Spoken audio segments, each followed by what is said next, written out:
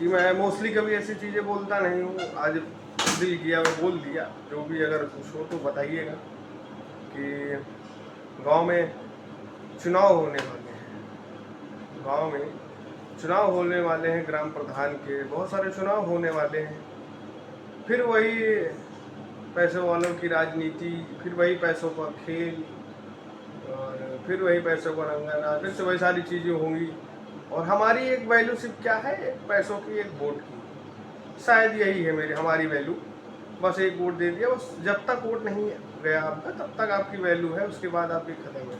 नेता लोग आते हैं, जब तक वोट नहीं पड़ जाते, जब तक चुनाव नहीं हो जाते, तब तक आप उनके लिए बहुत अच्छे हैं, बहुत ख़ास हैं। और जब चुनाव हो जाता है तो फिर उसके बाद वो फिर भूल जाते हैं कि आप कौन है कौन नहीं है। तो चुनाव जीतने के बाद तो फिर ऐसा प्रकट करेंगे, मतलब ऐसा दिखाएंगे कि वो आप जो है उनके रहमो करम पे पल रहे हैं, बड़े हो रहे हैं, सब कुछ उन्हीं का दिया हुआ है। और जबकि चुनाव के पहले की कंडीशन आप लोगों को पता है, चुनाव आने वाले।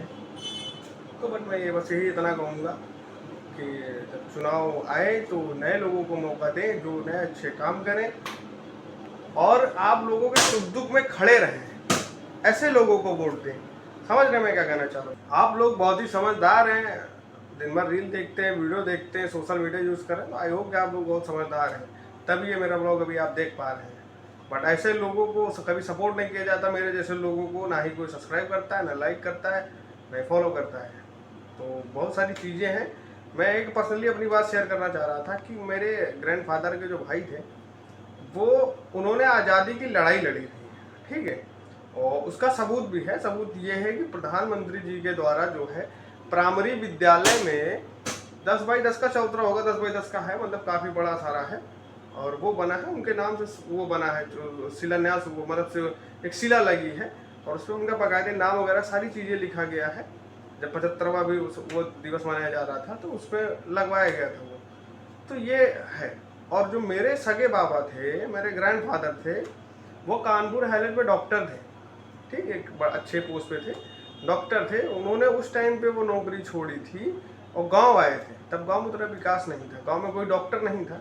तब वो गांव आए थे, गांव की सेवा की। मेरी दादी जो थी वो एक गवर्नमेंट हॉस्पिटल जैसे ब्लॉक में होता है या फिर कहीं गांव में, उस जमाने में वो डॉक्टर थी। तो तब उस समय दाई का वो होता था, तब वो थी, वो गांव नौकरी छोड़ी। गांव में उन्होंने लोगों के तब डिलीवरी होती थी तो कोई लोग नहीं जाता था, वो मेरे दादी के पास आते थे, मेरे घर पे आती थी तो मेरी दादी जाती थी, सुई हुई जो भी सारी चीज़ें होती थी देखना। तब लोग अल्ट्रासाउंड नहीं कराते तो उन्हें दिखाने आते थे, वो देख के बता देते थे कि हाँ क्या क्या कंडीशन है। तो ये सारी चीज़ें उन्होंने गाँव की बहुत सारी सेवा की, मेरे बाबा ने, मेरे पूर्वजों ने बहुत सारी चीज़ें की। बट आज की टाइम पे वैल्यू जानते हो क्या है? जीरो।